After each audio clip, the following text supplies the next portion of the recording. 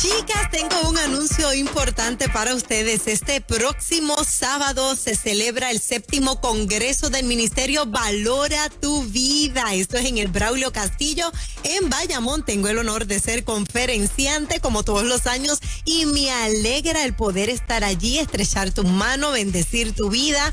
Es libre de costo este sábado en el Braulio Castillo. Si los espacios ya están llenos, lo vamos a estar transmitiendo, así que te puedes comunicar con la gente de Valora tu Vida a través del Facebook para que te digan el enlace virtual. Lo importante es que no te lo pierdas, con la participación de Dayan de Jesús cantando. Allí estará David Méndez, Amaury Oyola, Paola del Valle. En fin, hay una gran variedad de recursos. Pasa por allí. Braulio Castillo a la 1 de la tarde. Accede a Valora tu Vida para que puedas tener más información.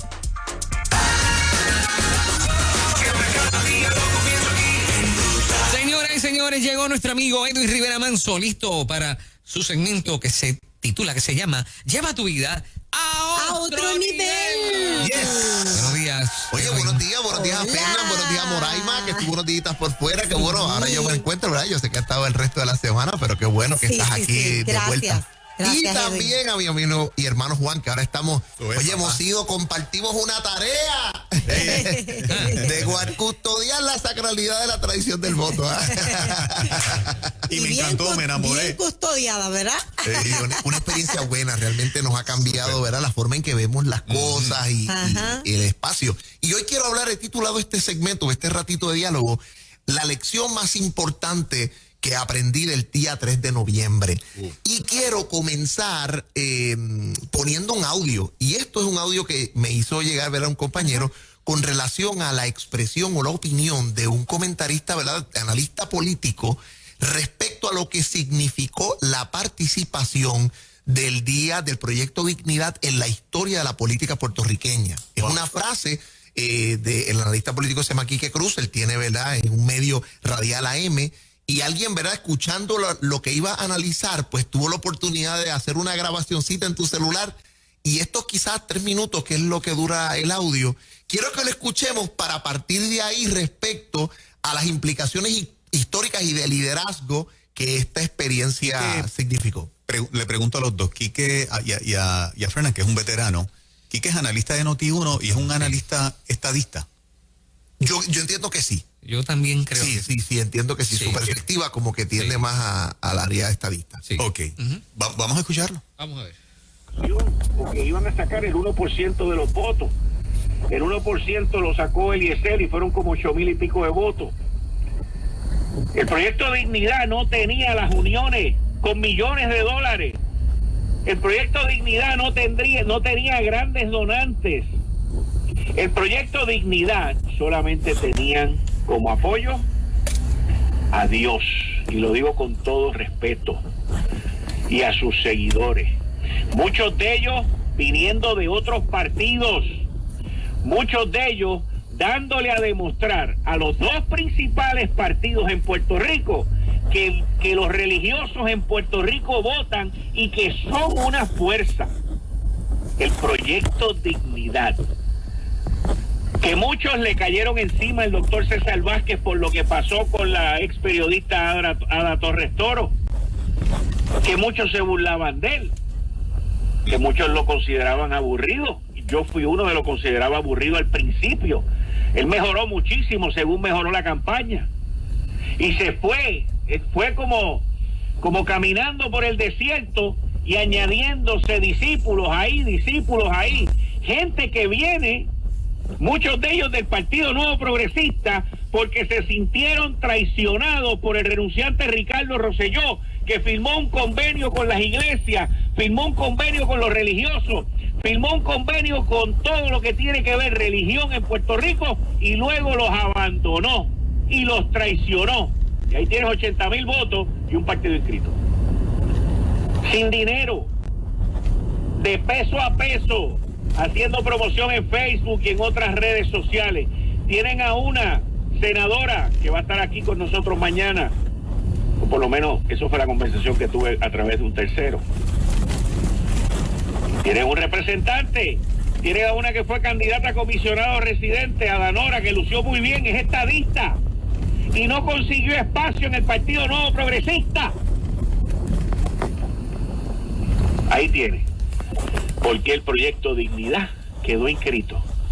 80,000 votos que salieron principalmente del Partido Nuevo Progresista y principalmente del Partido Popular Democrático. Las iglesias no se sintieron atraídas por la perspectiva de género del PNP, no se sintieron atractivas por el flip-flop de Charlie Delgado en el Partido Popular. Ahí los tienen. Esos 80,000 votos no tienen nada que buscar en Movimiento Victoria Ciudadana. No tienen nada que buscar en el Partido Independentista Puertorriqueño. Y tienen muy poco que buscar en el Partido Popular Democrático. Ahí están, una fuerza que va a continuar creciendo, by the way. Va a continuar creciendo porque quedaron inscritos. El gran reto que tienen, mantenerse relevantes por 4 años y que su liderazgo se mantenga relevante y activo por 4 años. Eso es. ¿Qué? Wow. 3 minutos. Tremendas palabras. ¿Verdad que sí? Yo tuve verdad que traerlo porque dije, esto nos da pie para el espacio de la conversación. Pero él trajo un análisis desde donde la veía. Pero esa última frase, el asunto de mantenerse relevante para poder y en crecimiento para poder ser una fuerza de cambio. Y yo quiero tomar eso para arrancar, para hablar de la lección más importante que yo aprendí, es específicamente que los cambios políticos en la historia toman tiempo. Así es. Y necesitan de gente que crea en un proyecto y se mantenga relevante en el tiempo. Así es. Miren, y tengo 3 ejemplos para trabajar con esto. Y el primero que quiero compartir el domingo, nosotros tuvimos un conversatorio con un equipo de jóvenes que tenía inquietudes sobre el tema de las elecciones. Y la pastora de jóvenes me pidió, ¿por qué no hacemos un evento? Y yo me preparé para desarrollar una plática primero con el tema de lo práctico. ¿Por qué no vamos a las papeletas? Sabemos dónde estamos nosotros, quiénes son los candidatos de todos los partidos, de Río Grande, de Canóvana, de Loíza, ¿verdad? Del área donde yo estoy. ¿Sabes dónde? Vamos a ver quién está activo o no. Vamos a buscar ahora mismo si tienes tarjeta, te inscribiste o no te inscribiste, la puedes ir a buscar todavía. Ese tipo de orientación práctica. Vamos a ir a practicatuvoto.com y si quisieras hacer un voto mixto, tal, ese tipo de ejercicio lo hicimos. Pero cuando estuvimos trabajando, partimos de esta información. Esto que voy a leerles ahora es parte o fragmentos de un discurso de Martin Luther King. ¿Verdad? Martin Luther King Jr., que sabemos que fue un pastor bautista, como un gran activista social por la unión, ¿verdad? Evitar la segregación, la integración de la comunidad afroamericana con todos los derechos en los Estados Unidos. Yo le hacía la pregunta, y la primera pregunta de este conversatorio fue, jóvenes, ¿saben cuándo los afroamericanos pudieron votar por primera vez en los Estados Unidos? La fecha fue 1965, señores. Así que como he mencionado antes, posiblemente que un afroamericano pueda votar o negro pueda votar en una elección tiene menos de 60 años en la historia. Así que imagínense cuán importante es la experiencia de participar. Segundo, yo les decía, ¿sabe cuánto tiempo les tomó la actividad para que en 1965 se aprobara esto? Señores y señores, este discurso es de 1957. Estamos hablando de casi 8 años antes y desde antes había comenzado la militancia de Martin Luther King. O sea, estamos hablando que posiblemente desde que comenzaron las actividades hasta la concesión del voto, pudieron a trabajar casi 15 años de trabajo. Wow, así es. Casi 15 años de militancia y de manifestación para lograr el cambio en la sociedad para que se diese. Y observen sus palabras. Esto fue lo que se llamó el Prayer Pilgrimage for Freedom, o sea, la peregrinación por la libertad de la oración, ¿verdad? En el Lincoln Memorial en Washington, D.C., que es el monumento a Lincoln, y fue un discurso que Martin Luther King dio. Y él dijo lo siguiente: give us the ballot, denos las boletas, y ya no tendremos que preocuparnos más porque el gobierno federal guarde nuestros más básicos derechos. Denos las boletas y no más tendremos que rogar para que el gobierno federal pase leyes de antilinchamiento. Denos las boletas y encontraremos una legislatura de hombres que amen de hombres de bien, decía, hombres de bien. Denos las boletas y pondremos en el banquillo de la judicatura jueces en el sur que sean justos en su ejecutoria y que amen la misericordia. Denos las boletas y no iremos, y dice, we will quietly and non-violently, y iremos calladamente y de manera no violenta, sin rencor y amargura, a implementar el fallo de la Corte de mayo 17 de 1954. ¿Y sabe cuál fue este fallo de mayo 17 de 1954? Fue la cancelación de las escuelas segregadas de los Estados Unidos para que los negros pudieran unirse. Pero esto que estamos hablando, que es de 1954, todavía en la década del 60, aunque era ley, literalmente era texto muerto, porque no había habido el cambio político o social para aceptar el fallo de la judicatura. Primer caso es Martin Luther King. La segunda película tiene que ver Remember the Titans. Esta película encabezada, ¿verdad? Son películas que nos muestran detalles históricos como tipo deportivo. Esta película es protagonizada por Denzel Washington y es la historia de del señor Boone, Herman Boone, que fue el primer coach negro llamado a una escuela blanca en los Estados Unidos con el proceso de vencer el apartheid, porque aunque el fallo de la Corte en 1954 se había dado, todavía en la década del 60 la realidad era apartada. No estaba implementado. No está implementado. O sea, una cosa es el texto de la ley. Exacto. Y otra cosa es literalmente la praxis social. Tercer ejemplo, cuando veo, y la película es, en las asignaciones de fin de semana, la película es Invictus. Es una película extraordinaria, extraordinaria. Exacto. Matt Damon y Morgan Freeman. Nada más que decir con el cast. Y es la historia de Sudáfrica de Nelson Mandela. Señores, Nelson Mandela estuvo más de 3 décadas preso. Preso, o sea, si Nelson Mandela estuvo en el área del 90 y tanto, siendo presidente, 90-91 en Sudáfrica, y el rugby y la Copa Mundial me parece que fue como el 92, estamos hablando de quizás 30, 31, 32 años preso. Estamos hablando que en los 60 este hombre todavía está preso, está metido en la cárcel por desafiar el sistema del apartheid. Estuvo 30 años preso y cuando sale lo escogen como presidente de Sudáfrica. Y en la película lo que nos presenta es todo ese proceso. El principal jugador del rugby, un juego que tal vez no lo vemos como un fútbol, pero quizás mucho más físico, sin protecciones, ¿verdad? Es otra mentalidad y es muy popular en Europa y otros mercados. Y él le pide al equipo de rugby que se llama los Springboks, que siempre había sido en Sudáfrica el equipo de los blancos, o el equipo literalmente de la raza blanca, donde los negros veían jugar el equipo, pero era para verlos perder. O sea, había celebración cuando perdían. Y entonces él le pide al capitán de este equipo, se reúne, que se llama Pienard, de apellido Pienard, le dice, yo quiero que usted me ayude a ganar, ustedes ganen para nosotros la Copa Mundial. Dice, pero ¿cómo nosotros vamos a ganar el Mundial de Rugby? Sí. O sea, usted lo va a hacer y en el proceso nos va a ayudar a unir a este país, porque yo creo que nos hace falta una conquista, una victoria que una a todo el país. Y este señor lo recluta para ese proceso. Y en el camino, oye, Mandela ha pedido que hubiesen clínicas de rugby para blancos y negros protagonizados por los Springboks, que ellos vayan a las escuelas, que ellos se conviertan en spokesperson de la causa de la unidad y de la historia. Oye, y esta gente termina ganando la Copa de Rugby Mundial del 92 y Mandela entrega en medio del campo a la victoria, abraza a Pienard como que lo logramos. Estaba en cada juego. Estaba en cada juego. Y esto une al país. Esto parece, uno pensaría que esto es una cosa de ficción. Decía, es que a veces la realidad supera la ficción, señor. Pero estos 3 ejemplos, he citado el audio, literalmente el audio de Quique para decirle a la gente el cambio más importante, decía, mantenerse relevante y poder ser una fuerza de cambio. He traído a Martin Luther King a la mesa y la conversación del ejemplo del speech Give Us the Ballot para que entendamos que entre la promulgación del discurso y la visión, el ver realmente hecho el proceso, casi atravesó una década, aun cuando el fallo judicial había estado a su favor.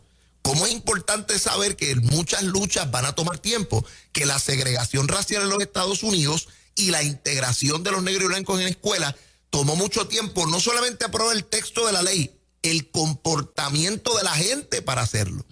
Les traje el ejemplo también de Remember the Titans, la película, ¿verdad?, de Herman Boone, una historia real de este coach negro que literalmente y logró ser el equipo invicto, ¿verdad? Que en este año de la década de los 60 tuvo la oportunidad pues de dejar una huella en la historia, siendo la integración de muchachos blancos y negros y también del propio coach, y que aunque hubo mucho tropiezo, fue parte de esa reconciliación y esos eventos que fueron trayendo que hoy en día sea normal que nosotros veamos blancos y negros jugando sin ningún tipo de problema en cualquier equipo, y que ya esto no es ninguna, mira, una de las cosas más emocionantes para mí es cuando uno ve esas finales, sobre todo, por ejemplo, imagínense los Dodgers, que desde 1982 no se ganaban una serie mundial. Cuando estos tipos salen al campo, se abrazan, o sea, porque la gente no sabe todo lo que se pasa en ese dugout y ese año, en esas lesiones, todo lo que las discusiones, las peleas, todo lo que hay para lograrlo. Y esos tipos se abrazan con más sin problema alguno. Y eso para mí siempre es emocionante. Y el tercer ejemplo que cité fue Invictus. Estamos hablando del caso de Sudáfrica, los 30 y pico de años de ser preso de Mandela y el proceso de unir a un país para ese proyecto. Así que yo comparto esto para aplicarlo a nuestra realidad. Mis queridos hermanos, muchas veces yo mismo decía, wow, pero ¿dónde están los cristianos que salieron a votar? Que yo esperaba que salieran más. Y yo lo que me he dado cuenta es que los procesos toman tiempo y que nosotros tenemos que ser justos en los procesos históricos de contraste. Por ejemplo, el Proyecto de Dignidad es un partido que se inscribió casi milagrosamente. O sea, en diciembre del 2019 esta colectividad no estaba inscrita. Así es. Logra en la cantidad de endosos donde estaban duplicar, o sea, casi donde estaban, a donde en tiempo navideño logran estar, es duplicar literalmente el número de los endosos que tenían. Había que lograr no solamente los 50, 60 mil para que contaran, sino más allá de eso, por los que invalida la comisión, ¿verdad? Los que no son electores y todo ese tipo de depuración de listas. Sus candidatos fueron certificados quizás hasta mayo, julio de este año. Y aún así, para ser un partido emergente, logra un 7%, que son 80 mil, que es lo que reconoce el analista y todos los analistas de la prensa, un número respetable, un partido ignorado, invisibilizado, ninguneado y subestimado, que fueron las palabras que utilizó también la periodista Yolanda Vélez Arceday anoche jugando en el tema de pelotadura. Espectacular. No sé si ustedes lo vieron, muchachos. ¿Qué dijo? No, ¿Qué esa dijo? parte ¿Qué dijo no la- ella? no, no la vi. A mí me sorprendió sobre todo la parte cuando dijo cuando hay crisis los cristianos Se aferra y se busca la fe moral. Wow. Ay, Escuchar eso en boca de ella. Sí, sí, sí. Ella dijo, esto es una autocrítica, ¿verdad? Sí. Y lo compartió, pero extraordinario. Sí, no, quedó extraordinario. En jugando pelotadura. Y luego de esto, ¿verdad? Este 7%, inclusive 2 puestos o escaños legislativos, llevando inclusive 2 mujeres, ¿verdad? Que muchas veces se acusó a este partido de misógino, machista, de opresor. 2 mujeres que llevó literalmente a los puestos más altos, una siendo quizás de las senadoras más jóvenes y la segunda con mayor puntuación dentro de ellos. Esto es un mensaje importante. Lizy Burgos queda 4ª en la Cámara. Sí. O sea, entre los primeros lugares de favor, lograrlo y quedar inscrito como un proyecto de alternativa. Así que cuando yo miro todo esto, pensemos en cuándo fue inscrito el Partido Popular Democrático. Estamos hablando del Partido Popular de los años 50, estamos hablando posiblemente cuándo fue inscrito el Partido posiblemente independentista puertorriqueño. Quizás finales de la década del 40, ¿cuánto tiempo tienen participando? Y su posición es un crecimiento de un 9% y literalmente habrá un 14% del favor popular. Pero si vemos que el crecimiento de 9 a 7 estadísticamente es una gesta impresionante.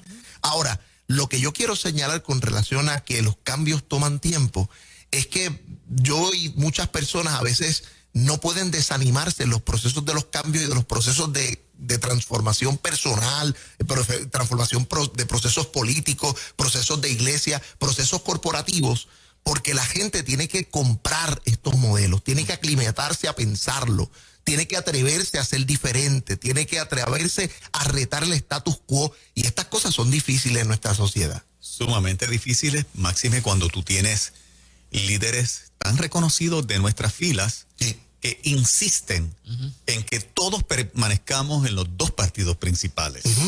Eso hace que todavía el logro alcanzado sea mucho más grande, porque no hay un acuerdo en que se deje el bipartidismo. Y hay líderes que a la ultranza defienden con que nos quedemos solamente con 2. De aquí en adelante yo lo único que auguro es mayor crecimiento para Proyecto Dignidad. Lo difícil era lograr este primer paso que se logró. De aquí en adelante, todo el ambiente político convencerá a los de nuestras filas que hay que seguir fortaleciendo a Proyecto Dignidad, y lo más que me alegra a mí es que tenemos tanta gente talentosa y preparada, tanta gente capaz en todo el sentido de la palabra. No es que sean temerosos de Dios nada más y creyentes fidedignos, es que tienen todas las herramientas. Yo creo que aquí a mi izquierda tenemos uno. Sí, claro. Puede ser gobernador de Puerto Rico fácilmente. Y de eso se trata. ¿Cuánto tiempo nos va a tomar en que tengamos un gobernador cristiano, que lo podemos tener? Ya tú ganas la gobernación con 300 y pico mil votos. Ok, pero Luis está ganando con 380 y pico mil. Ya no necesitamos 800,000 y 1,000,000 de votos. Esto cambió.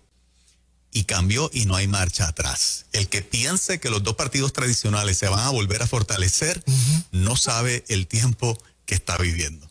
Y esto lo hemos hecho, el ejercicio de, como siempre vamos de la escritura, la motivación de tu corazón y la historia. Lo que hemos tratado de hacer en estos 20 minutos, ¿verdad?, de tema, es poder mirar cómo en la historia los cambios toman tiempo, pero la gente valiente queda inscrita en la historia. Y me gustaría cerrar en esta hora con un texto interesante del libro de Deuteronomio. Deuteronomio es un libro que literalmente significa segunda ley o volver a repetir.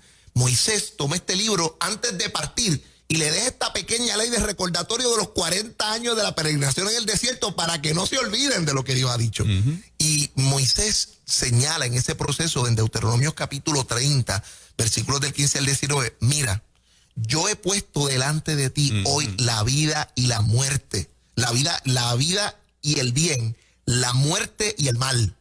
Porque yo te mando hoy que ames a Jehová tu Dios, que andes en sus caminos y que guardes sus mandamientos, sus estatutos, sus decretos, para que vivas, seas multiplicado y Jehová tu Dios te bendiga en la tierra en la cual entras para tomar posesión de ella. Mira, la meta o la frase de Moisés es que Dios había dispuesto al pueblo en ese proceso, pero tomaba al pueblo o precisaba que el pueblo tomase la decisión de guardar sus mandamientos y ponerlos en práctica a la hora de ejecutar la conquista de la tierra prometida.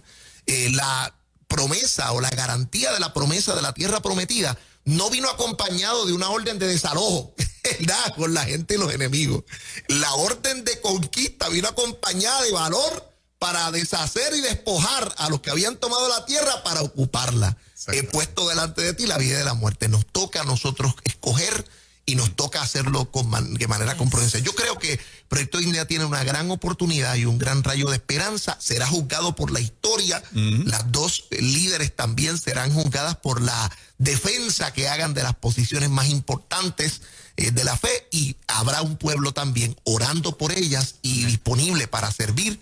Y los líderes, yo digo que son aquellos que de alguna manera se atreven a ser parte de la historia, que toman el tiempo y entienden la lección más importante que hemos aprendido ayer o antier. Son los líderes que llevan su vida a otro nivel. Edwin Rivera Manso, tremendo. Poderosa palabra. En todas las redes sociales, ¿verdad? Edwin Rivera Manso, ahí nos siguen, nos pueden acompañar en nuestros, ¿verdad?, seminarios, charlas. Oye, ya tenemos la agenda disponible, abierta ya para el 2021, separando esos espacios importantes, y agradecido de siempre respaldo Nueva 97.7 y cada jueves con el favor de Dios aquí a las 8:30 de la mañana. Tremendo. Qué bueno, muchas bendiciones. Por ahí viene el profeta de la tecnología, Alex Ochart. Tecnología al día en lo próximo.